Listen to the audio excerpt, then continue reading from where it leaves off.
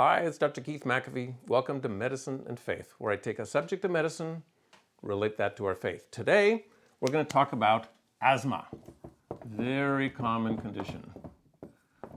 Not so sloppy there. Okay, so let me tell you there are three basic things you have to think about when you think about asthma. If you keep these three things in mind, you'll actually treat yourself very well. Let's pretend this is an airway. I'll cut it and look at it from the end.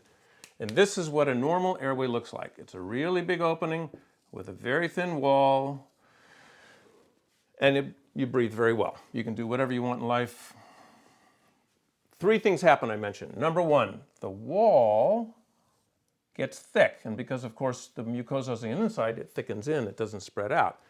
Think of your nose when you get a common cold, allergies, your nose gets really boggy and thick. Same thing happens to your lungs. And also, like the nose, your nose runs when you have a cold, when you have allergies, you sniffle and sneeze and blow your nose.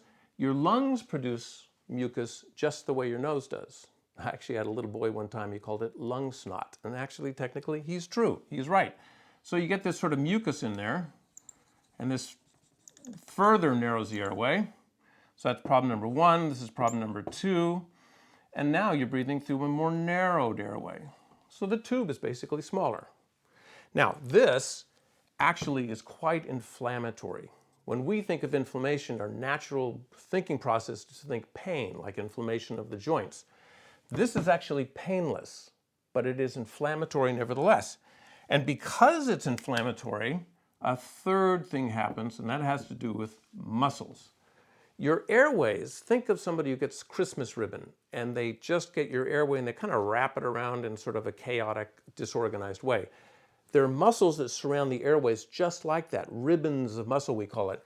And those ribbons of muscles, they cramp, they spasm, just like a foot cramp or a leg cramp. Now, when you think of a foot or leg cramp, of course, that's very painful. Not so here, but it does cramp nevertheless. So here you've got your big airway, and then you've got it squeezed from the outside, so it shrinks with its thick wall and its mucus. There's all mucus in here. So now look what you're breathing through. Little tiny hole. Now I've exaggerated for the point of representation here, but the point is you've gone from a big airway to a smaller airway to a tiny airway, and you whistle.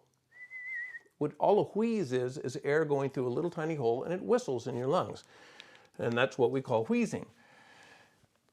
And even though I'm exaggerating the size, this actually is dangerous. Don't ever take asthma for granted. I've known people who've died of asthma. You know, here you feel fine, here you feel relatively fine, but here you start to have shortness of breath. And people say, oh no, I'm still okay, I'm okay. Well, maybe I'm not so okay. And then sometimes by the time they get to the emergency room, it's too late, you can't come back.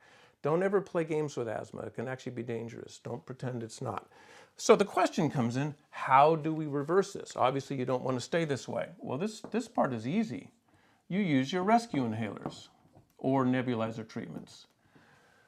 All they do is relax the muscles, and that's all they do. They go from this to relax the muscles. They make you, and it takes 5, 10, 15 minutes to kick in, but then you feel immediately better. But it doesn't really fix anything. You go from disastrous to horrible. But you don't go from horrible to good. Let me give you an analogy. If you have a really bad sinus infection, you're infected in your sinuses, pain, the pressure, you feel awful, you have malaise, you may have fevers. I give you Tylenol, I give you ibuprofen or Aleve or whatever over the counter. You feel better, your fevers are gone, your headache's better, your malaise lifts. I haven't fixed anything. I haven't done anything of value for you. I give you antibiotics, then the problem goes away. But antibiotics don't kick in today. Tomorrow may be somewhat better, the next day even better, but it takes a long time. But the antibiotics fix the problem. The Tylenol and such, they just make you feel better for the moment. This is pure symptoms. This does not fix anything. You give them for 3 or 4 hours or whatever, however long it lasts, it's going to feel better. And then if you're still in the same situation you were in before, you're going to go right back to here and then better again and then right back to here, and you get in this vicious cycle. I want to get you, and hopefully you want to get you, from horrible to good. How do you do that? You have your steroid inhalers, not just the rescue inhaler, but the steroid inhalers. We call them corticosteroid inhalers. You have singular. You have other forms of steroids. You have avoidance of antigens, sometimes antigen shots and such. They actually help reduce the mucus and get rid of the swelling, but that takes time. That doesn't go away right away. You almost do these treatments more out of faith than out of feeling better, because you don't feel better when you first do this. But that gets you from here to here, so you don't ever get here. Now, so my question then comes in, if this is an immediate symptom only, and this is a long-term, almost by faith type treatment that actually gets you better, how does that relate to our spiritual lives? How often do we have similar issues come up in our faith? We just don't feel right. We have spiritual doldrums. Our prayer life is flat. We're having struggles. We're having self-condemnation issues, all sorts of issues. And a lot of times what we do is we just try to get ourselves from very, very symptomatic spiritually feeling down to feeling better. And we use the quick fixes. And those are fine. You know, you go to a movie with friends, you do different things that are fun, you have projects, you have activities and things, and those work well. But the problem is when you're done with that activity, sometimes we just go right back to where we were.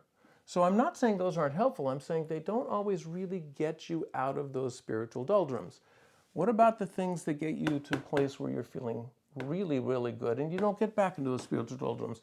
Those things take time. And you do those almost more by faith.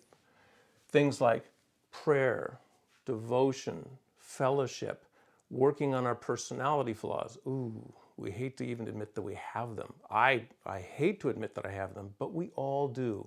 We have bad habits. You've heard the term, we are creatures of habit. That is so, so, so true. Develop good habits.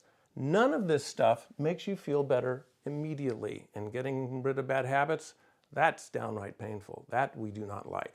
But those are the kind of issues that take time. They kind of improve next week's and next month's spiritual state. These are helpful. These are good. I'm not denigrating those. But don't ever forget in our spiritual lives to focus on the issues that really bring us to spiritual health, because those are the things that are going to make you feel better in the long term, and hopefully avoid those altogether. This is Dr. Keith McAfee. Thank you very much for listening. I look forward to talking to you again. I hope you enjoyed this video. If you would like to see other such video logs, please go to my website, KeithMcAfee.com.